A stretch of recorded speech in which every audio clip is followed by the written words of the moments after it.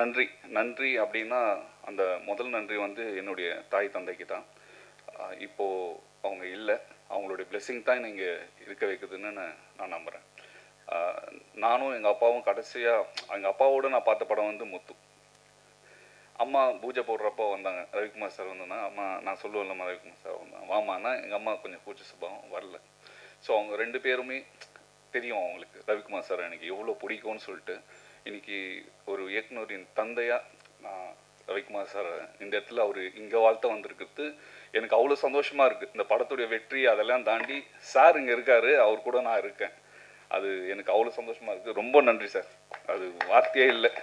அது எதுக்கு நன்றி கூட சொல்ல முடியாது, அந்த அளவுக்கு சந்தோஷம் எனக்கு சார்கிட்ட பார்த்தேன்னா.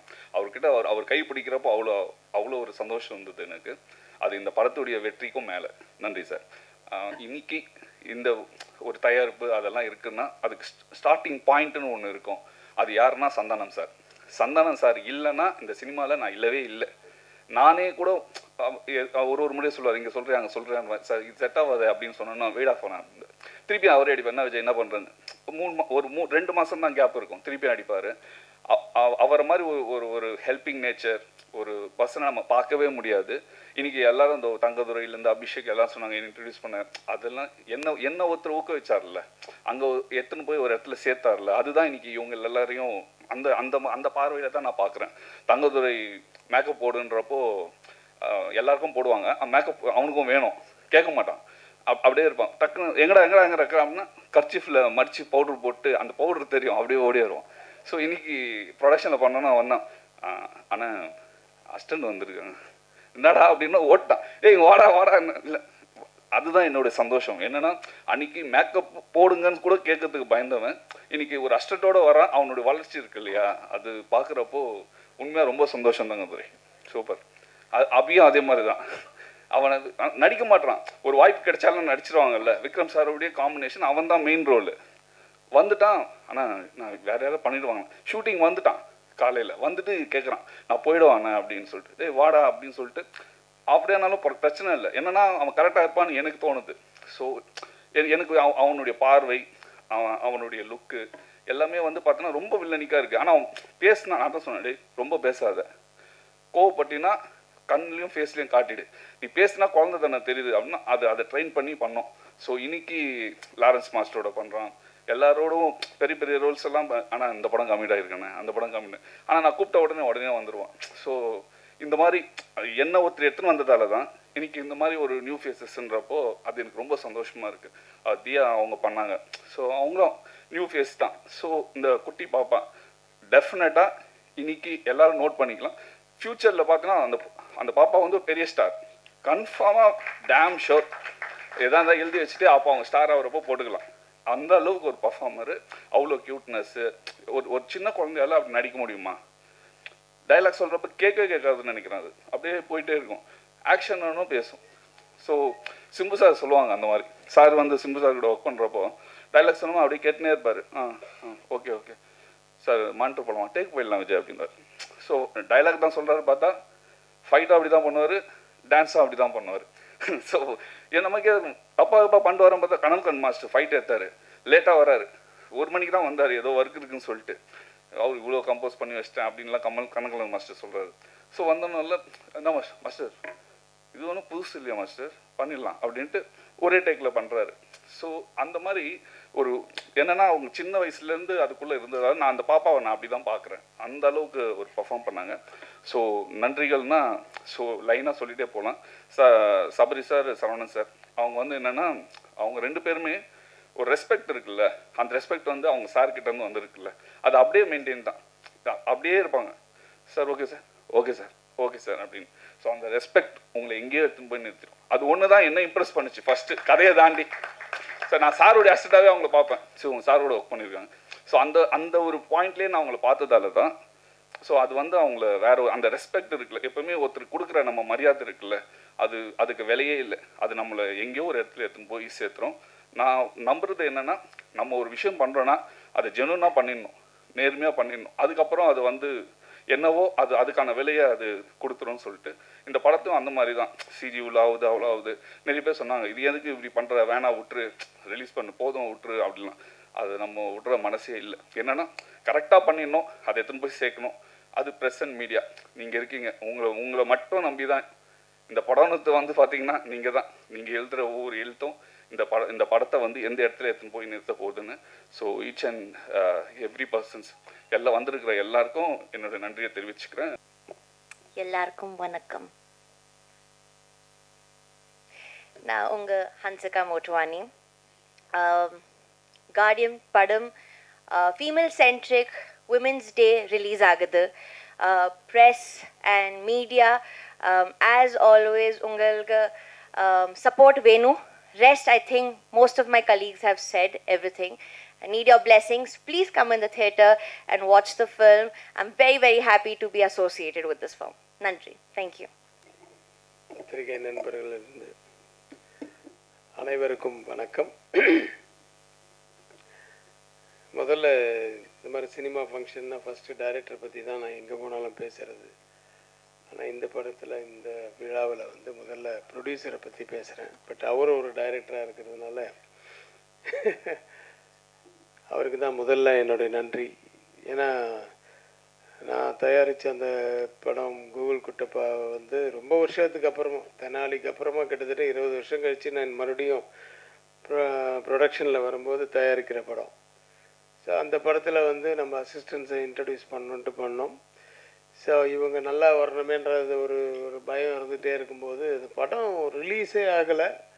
அந்த படத்தை அவர் பார்க்கவும் இல்லை, ஒரு சாங்கு கூட பார்க்கல, ஒரு எந்த சீக்வன்ஸும் பார்க்கல. ஆனால் என்னுடைய அசிஸ்டன்ஸ் அப்படிங்கிற ஒரு நம்பிக்கை மேலே அவங்களுக்கு வந்து அஃப்கோர்ஸ் கதை கேட்டு அந்த கதை பிடிச்சதுக்கப்புறம் தான் ஒரு டைரக்டர் ஆக்கினார். பட் இருந்தாலும் அந்த நம்பிக்கையை வச்சு அவங்கள தட் இஸ் இயக்குனர் ஆக்கிய விஜய் சந்தர் அவர்களுக்கு மிக்க நன்றி.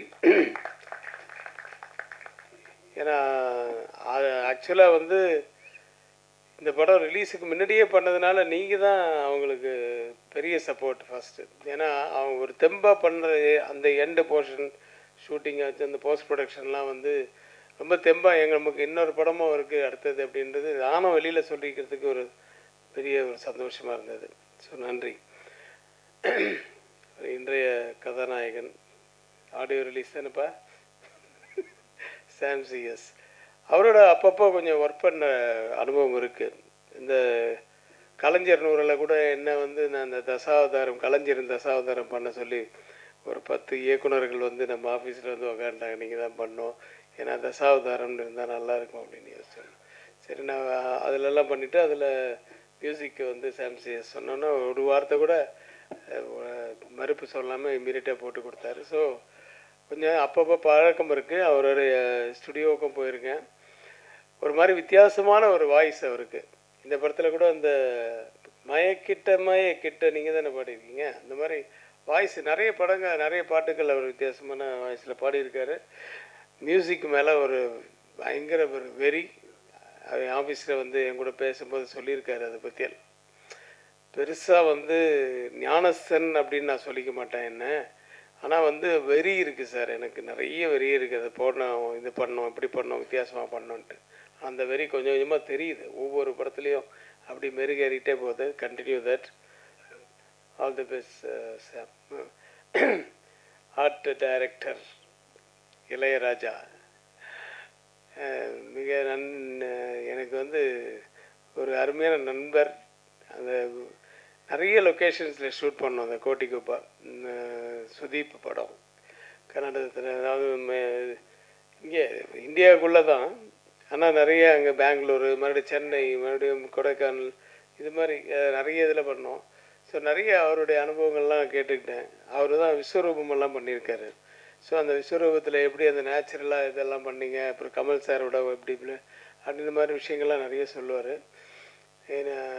இனிய நண்பர் அவர், நல்ல ஆர்ட் டைரக்டர்.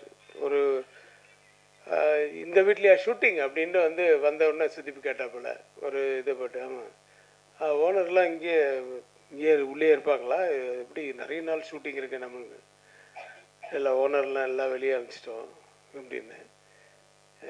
எப்போ வெளியே அனுப்பிச்சிட்டிங்களா, வேறு இடத்துல லொக்கேஷன் செட்டுக்கு அது அப்படின்னு.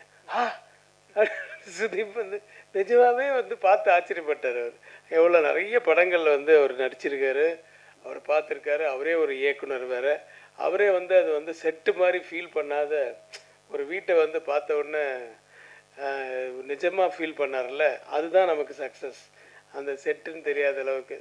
ஸோ அது இங்கே தான் நம்ம லாய்ட்ஸ் காலனியில் பண்ணோம். ஸோ இது மாதிரி நிறைய அனுபவங்கள் இருக்குது.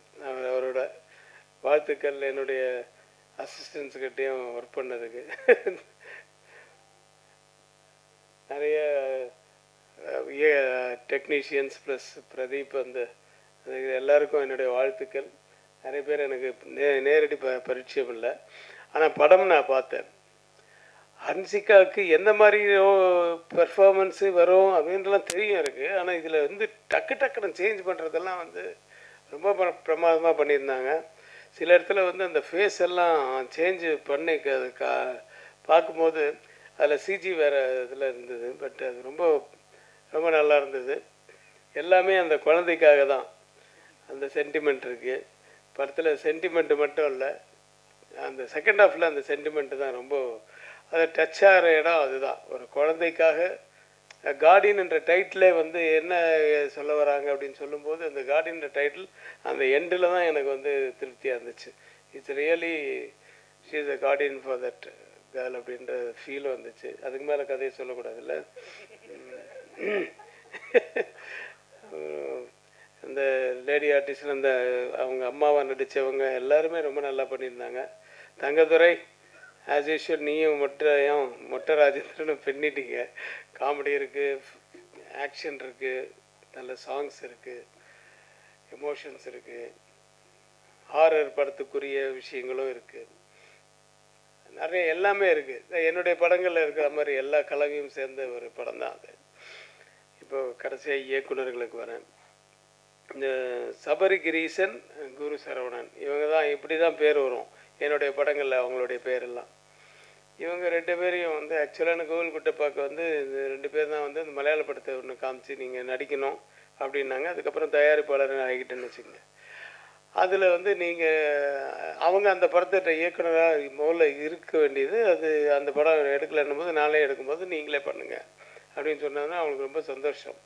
ஆனால் பேர் எப்படி சபரிகிரீசன், குரு சரவணன் அப்படின்னு ரொம்ப இருக்கக்கூடாது, ஷார்ட்டாக கூப்பிட்ற மாதிரி இருக்கணும்னு சொல்லிட்டு ஒரு 10 பேர் எழுதி பார்த்ததுக்கு அப்புறம் வந்து சபரி சரவணன், இப்போ குரு சரவணன்ற பதில் சபரி சரவணன் சொல்லி இது பண்ணேன்.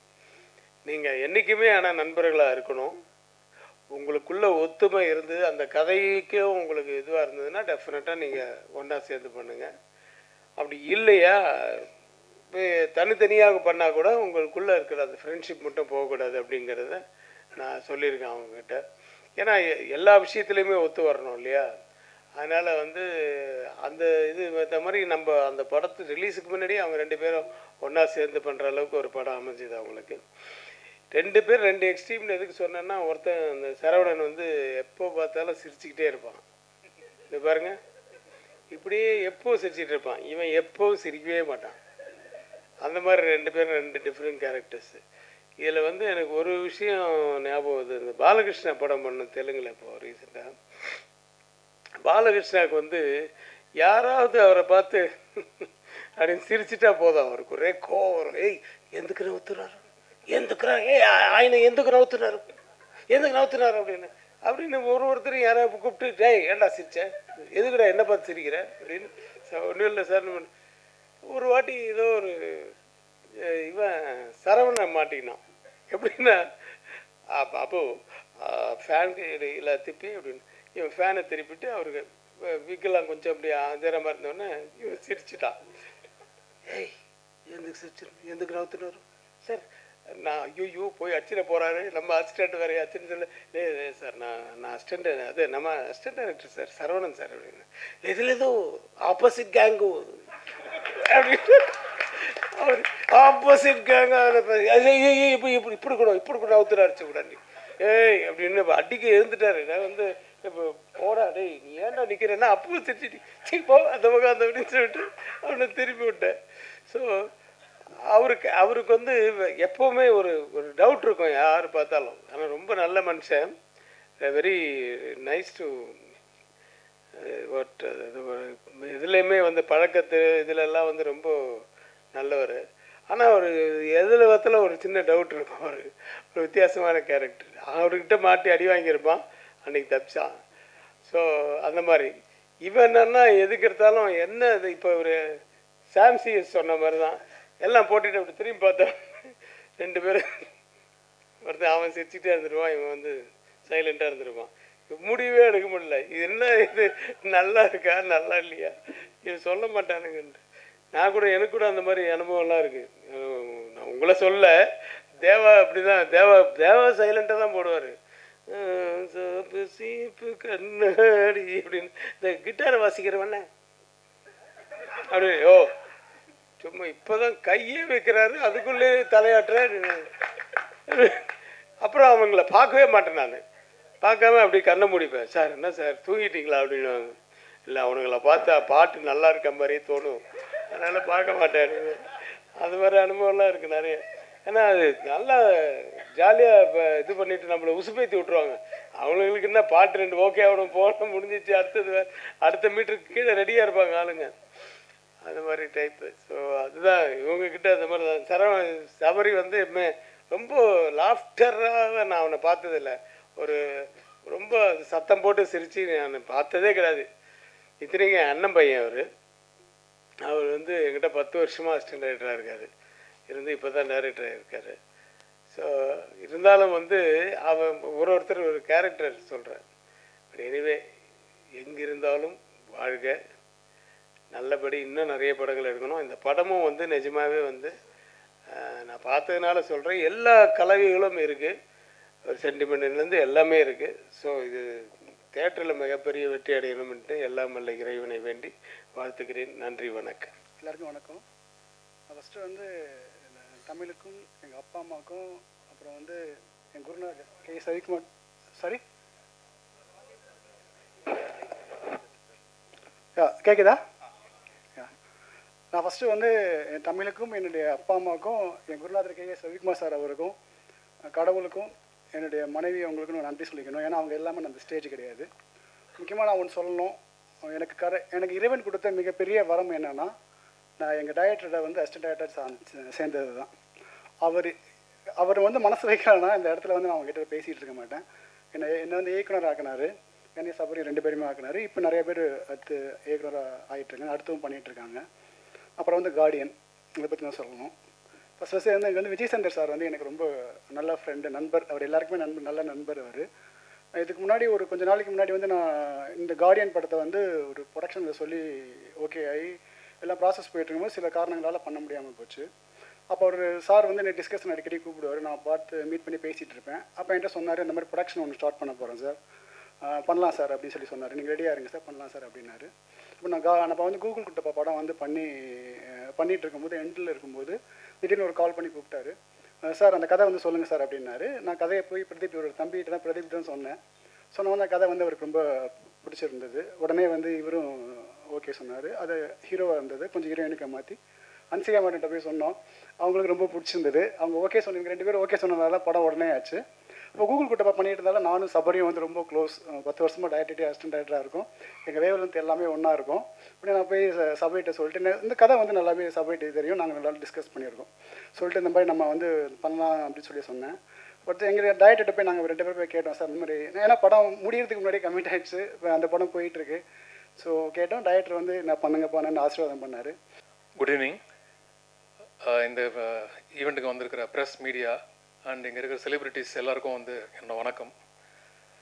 ஃபர்ஸ்ட் அண்ட் ஃபார்மோஸ்ட் நான் இங்கே நிற்கிறதுக்கு காரணம் எங்களோட டைரக்டர், என்னோடய காட்ஃபாதர் திரு கே.எஸ். ரவிக்குமார் அவர்களுக்கு என்னோட நன்றியை சொல்லிக்கிறேன். ஏன்னா அவர் தான் வந்து எங்களுக்கு இந்த புள்ளியார் ஸ்டோரி போட்டு கூகுள் குட்டை பண்ணுற படத்தை கொடுத்து எங்கனையும் சரவணனையும் வந்து டைரக்டர் ஆக்கினார். ஸோ எந்த மேடைக்கு போனாலும் அடுத்து எந்த படம் எடுத்தாலும் ஸோ அவர் போட்டு அந்த புள்ளியார் ஸ்டோரி தான். ஸோ என்றைக்குமே மறக்க மாட்டேன். தேங்க்யூ சித்தப்பா ஃபாதர்.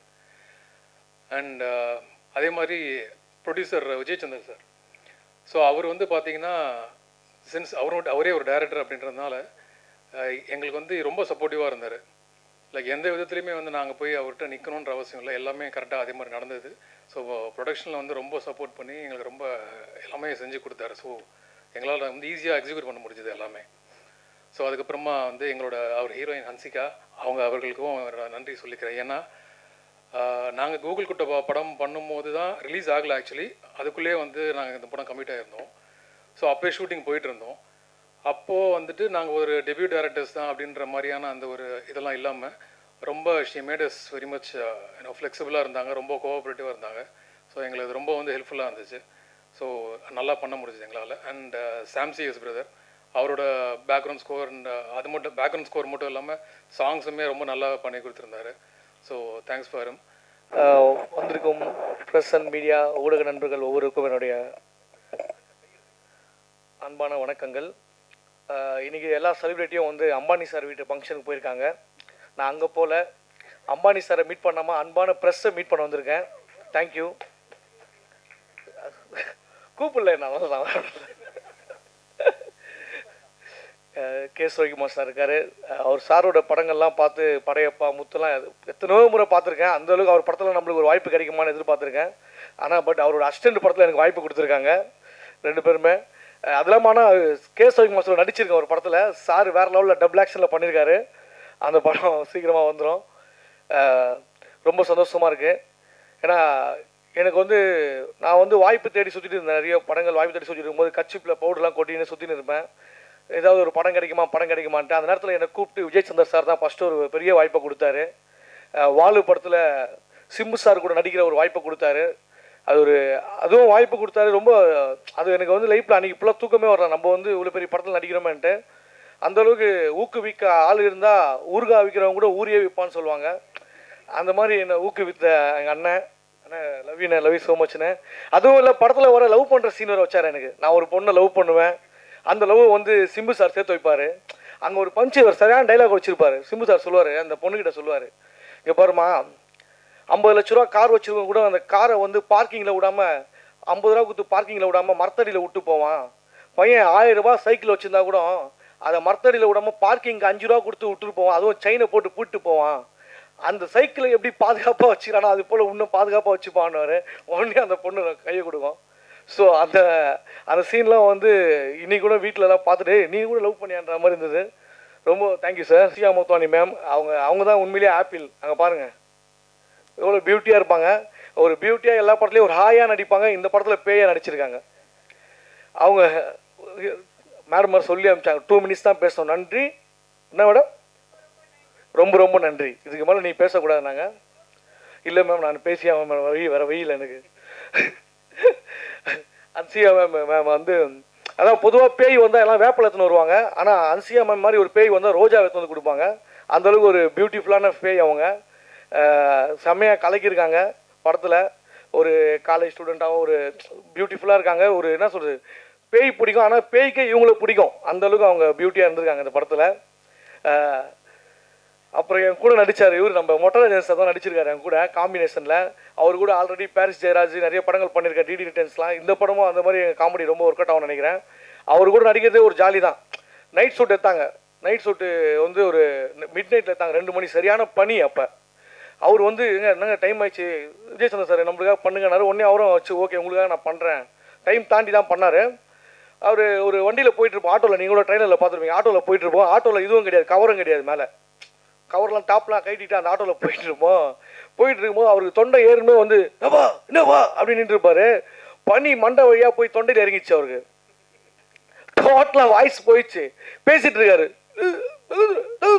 நான் கம்முன்னு நேராக பார்த்துன்னு இருக்கிறேன். பக்கத்தில் நின்று பேசிட்டு வாய்ஸ் அப்படியே கவ்விட்டு இருக்குது. அப்புறமா அங்கேருந்து டைரக்டர் கத்துல தங்கதுரை அங்கே பாருங்க சாரு அப்படின்னாரு. அப்புறம் தான் வாய்ஸ் எடுத்து பேசினேன். ஸோ அண்ணன் வந்து உண்மையிலே அவர் இப்போ வந்து பார்த்தீங்கன்னா பழனி படிக்கட்டு மாதிரி 6 பேக் வச்சுருப்பாரு. கேட்பேன் எப்படின்னா இப்படி வச்சுருக்கீங்க 6 பேக்கு? தங்கதுரை காலையில் டெய்லி 100 தண்டால் போட்டு தான் வருவார் அவர். அது பெரிய விஷயங்க 100 தண்டால் போடுறது. ஏன்னா நான் ட்ரை பண்ணிக்கிறேன் தண்டால் போடலாம் 3, 4, 7க்கு போகும்போது அண்ணன் அந்த மாதிரி உடம்பை வந்து பாதுகாப்பாக ஹெல்த்தியாக வச்சுருந்தாரு. நிறைய டிப்ஸ்லாம் கொடுத்துருக்காரு எனக்கு. மொட்டராஜன் சார் தேங்க்யூண்ணே. விஜய் நான் வந்து ஆக்சுவலி என்னோட குரு, அப்புறம் மை வெல் விஷர், என்னோட ஃபேமிலி. ஆக்சுவலி ஃபர்ஸ்ட் நான் விஜய் கூட நடிச்சது வந்து ஸ்கெட்ச் படத்தில். அவ்வளோ பெரிய ஹீரோ விக்ரம் சார் கூட நான் என்னை போட்டியாக நடிக்க வச்சார். ஃபர்ஸ்ட் டே வந்து ரொம்ப பயம் எனக்கு, எப்படி நடிக்கிறது இல்லை, ரொம்ப நர்வஸ். என்ன விக்ரம் சார் வந்து அமேசிங் ஆக்டர். பட் இவர் என்னை கூப்பிட்டு போய் சொன்னார், அவரும் actor, new actor, just prove yourself. Vikram sir happy ஆகணும். எத்தனை டேக் எடுத்தேன்? Half day but like he gave me confident. இப்போ நிறைய பேர் இண்டஸ்ட்ரியில் வந்து என்ன ஸ்கெட்ச் அபிஷேக் தான் சொல்லுவாங்க. அந்த அந்த அடையாளம் கொடுத்தது எங்கள் விஜயனா தான். அப்புறம் இந்த படத்துக்கும் he just call me set ஆஃபீஸ்க்கு வா, ஒரு சூப்பர் ரோல் இருக்கு, அது வில்லன் ரோல் தான்.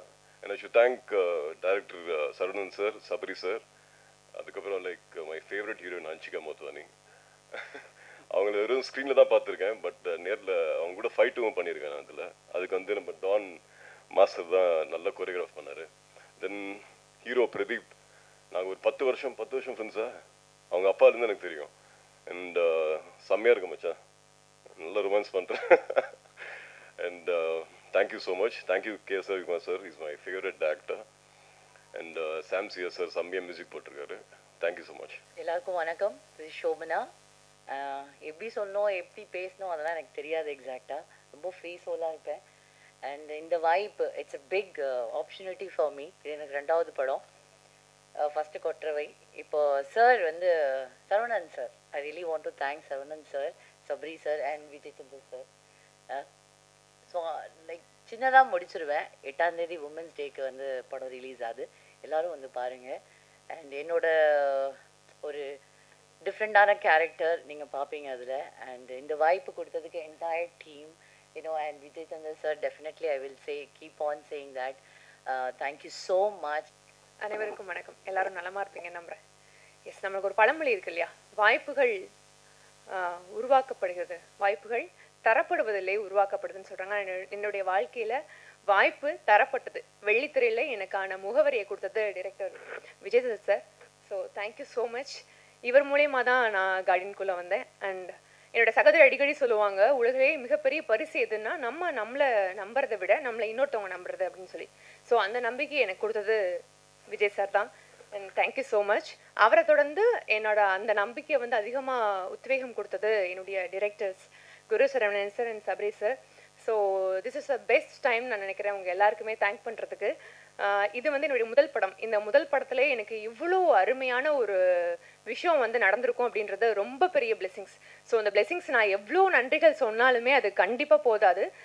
நீங்கள் என்னை நம்பி இந்த விஷயத்தை கொடுத்ததுக்கு கண்டிப்பாக அதற்கான பெயரை நான் வரும் காலங்களில் நான் கண்டிப்பாக அதற்கான விஷயமா நான் பண்ணுவேன் நம்புகிறேன்.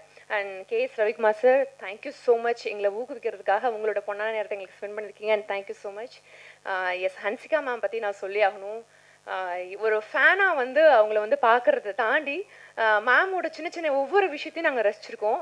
ஆனால் இந்த மூவியில் வந்து மேம் வந்து இதெல்லாம் வருமா, இதெல்லாம் கூட அவங்களுக்கு க்யூட்டாக இருக்குமா, இது கூட சூட் ஆகுமா அப்படின்னு நான் ஃபேனாக நான் பார்த்த விஷயம்.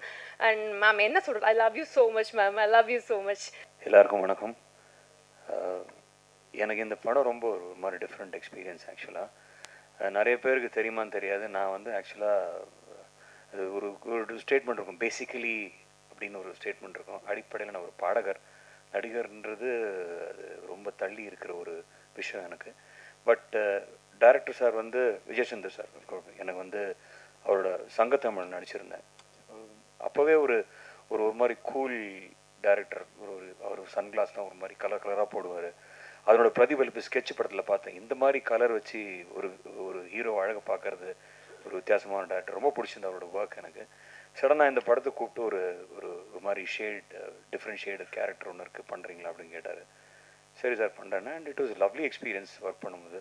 அண்ட் எனக்கு என் கூட நடித்தவங்க எல்லாருமே என் குட் ஃப்ரெண்ட்ஸ். ஆக்சுவலாக சுரேஷ் மேனன் சார், ஸ்ரீமான் எல்லாம் ரொம்ப வருஷமாக பழக்கம். எனக்கு என்ன ஒரு பெரிய விஷயம்னா, ரவிக்குமார் சார் அன்றைக்கி வந்திருக்காரு. அவர் ரொம்ப வருஷமாக தெரியும், பட் ஜாஸ்தி பேசினதில்லை. அவர் வாயிலேருந்து ஒரு மாதிரி ஒரு காம்ப்ளிமெண்ட் கிடச்சது எனக்கு ரொம்ப பெரிய பிளெஸிங்காக நினைக்கிறேன். காரணம்னா, I'm not an actor. Definitely நான் ஆக்டர் நான் எங்கேயுமே சொல்லிக்கிறது கிடையாது, பாடகர் தான். அவருக்கு ஒரு விஷயம் நான் கான்ஃபிடன்ஸ் சொல்ல, அவருக்கு நான் பாடுற பாட்டு ரொம்ப பிடிக்கும். அதனால் ஒரு 4 லைன் என்னோட குருநாதரோட பாட்டு ஜஸ்ட் வாண்ட் டு சிங். கிழக்கில் தினம் தோன்றும் கதிரானது, மறைவரும் பின்பு உதிப்பதும் மரபானது, கடல்களில் உருவாகும் அலையானது, விழுவரும் பின்பு எழுவரும் இயல்பானது, நிலவினை நம்பி இரவுகள் இல்லை, விளக்குகள் காட்டும் வெளிச்சத்தின் எல்லை. ஒரு வாசல் மூடி மறுவாசல் வைப்பான் இறைவன். நலம் வாழ என் நாடும் என் வாழ்த்துக்கள், தமிழ் கூறும் பல்லாண்டு என் வார்த்தைகள். ப்ரெஸ் மீடியா அனைவருக்கும் வணக்கம். Good evening. Thank you Ravikumar sir for coming to this occasion. And முதல்ல இந்த படத்தில் எனக்கு ஆப்பர்ச்சுனிட்டி கொடுத்த விஜய் நாக்கு தான் தேங்க்ஸ் சொல்லணும். அண்ட் பிரதீப் பிரதர் ஒரு நாள் கால் பண்ண, அடிக்கடி விஜய் நான் பார்ப்பேன் சர்ச்சில், பார்த்துட்டு ஏதாவது ஒரு கேரக்டர் இருந்தால் கூப்பிட்றேன்டா கண்டிப்பான்னு சொன்னார். ஸோ அது மாதிரி திடீர்னு ஒரு நாள் நைட் கால் பண்ணி ஒரு படம் பண்ணுற பிரதீப் வா அப்படின்னு சொன்னார். ஸோ விதவுட் செகண்ட் தாட்ஸ் நான் போனேன். அண்ட் கொஞ்சம் கூட டிசப்பாயிண்ட் ஆகல. And thank you to the directors Saravanan and Sabari sir and also co-star Hansika. ஜென்ரலாக இந்த மாதிரி ஒரு ஸ்டார் காஸ்ட் ஒரு பெரிய ஸ்டாரோட வந்து நடிக்கணும்னாலே அது ஒரு சில நர்வஸ்னஸ் அண்ட் ஒரு சில விஷயம் இருக்கும். But from day one she made it very comfortable and thank you for that. And also இந்த படத்தில் ஒர்க் பண்ண டெக்னீஷியன்ஸ் அனைவருக்கும், படத்தோட team and all the star cast and crew அனைவருக்கும் நன்றி. மார்ச் 8 படம் ரிலீஸ் ஆகுது. ஐ ஹோப் உங்களோட சப்போர்ட் இருக்கும்னு நினைக்கிறேன். நன்றி, வணக்கம். கார்டியன் ஆக்சுவலி ஹன்சிகா அவங்க கூட நான் வந்து லாஸ்ட் ஒரு 6 மந்த்ஸில் பார்த்தீங்கன்னா ஒரு 3 ப்ராஜெக்ட், 105 அப்படின்னு சொல்லி ஒரு தெலுங்கு, அப்புறம் ரவுடி பேபின்னு இன்னொரு ஹாரர், இதுவும் ஹாரர். ஸோ என்னென்னா இப்போ அவங்களுடைய எக்ஸ்ப்ரெஷன் எல்லாமே டோட்டலி ஒவ்வொரு படத்துக்கும் டிஃப்ரெண்ட்டாக இருக்குது. அவங்க இப்போ முன்னாலெல்லாம் பார்த்தீங்கன்னா நம்ம வந்து ஒரு ஹீரோயின் அப்படின்னா ஒரு ஒரு ஒரு ஒரு ஹீரோவுக்கு சப்போர்ட் பண்ணிட்டு ஒரு படத்தில் இருப்பாங்க. ஸோ இப்போ வந்து நிறைய ஃபீமேல் சென்ட்ரிக் மூவிஸ் எக்கச்சக்கமாக வருது. அதுக்கு அது நிறைய பேர் பெர்ஃபார்ம் பண்ணுறாங்க. ஸோ நிறைய ஆர்டிஸ்ட் வந்து தனியாக சோலோவாக அவங்க ஒரு படத்தை எடுத்துகிட்டு போக முடியும் அப்படின்னு இப்போ நிறைய ஃபீமேல் ஆர்டிஸ்ட் வந்து ப்ரூவ் பண்ணுறாங்க. அதில் ஹன்சிகா அவங்களும் எல்லா படமும் டிஃப்ரெண்ட்டாக இருந்துச்சு. அந்த 105 இருக்கட்டும், இல்லை இந்த படமாக இருக்கட்டும். ஸோ அவங்கள அழகாகவே பார்த்துட்டு இருந்துட்டு ஹாரராக நமக்கு வந்து பண்ணுற படங்கள் ஏன்னா நமக்குமே பயமாக இருக்கு. நான் ஆல்ரெடி ஒரு இதில் கூட சொல்லியிருந்தேன், டிமாண்டி காலனின்னு ஒரு படம் பண்ணிட்டு இருந்தேன். ஸோ நிறைய ஹாரர் வரதுனால ரொம்ப டார்க்காகவே இருக்கும். பண்ணி முடிச்சுட்டு வெளில வந்து பார்க்கும்போது நமக்கே இந்த உலகத்தில் தான் இருக்கிறோமாங்கிற மாதிரி ஒரு பயம் இருக்கும். ஆட்டோமேட்டிக்காக வந்துடும் அது எல்லாருக்கும். சினிமாங்கிறத தாண்டி நம்ம உள்ளே இன்வால்வ் ஆகி பண்ணும்போது. ஸோ அப்படி பண்ண படம் இது. சபரி அண்டு சரவணன் இவர்கள் அவங்க கூட ஒர்க் பண்ணுற ஃபஸ்ட்டு படம். பட் அவங்களுடைய என்ன சொல்றது, யூனிவர்சிட்டியில் படிச்சுட்டு வந்த மாதிரி அவங்க. ஸோ ஃபஸ்ட்டில் அவங்களோட எக்ஸ்ப்ரெஷன் என்னென்னே தெரியாது. நம்ம ஒர்க் பண்ணுறது அவங்களுக்கு பிடிச்சிருக்கா பிடிக்கலையா எதுவுமே தெரியாது. அவங்கள பின்னால் உட்கார வச்சுட்டு தான் பண்ணேன்.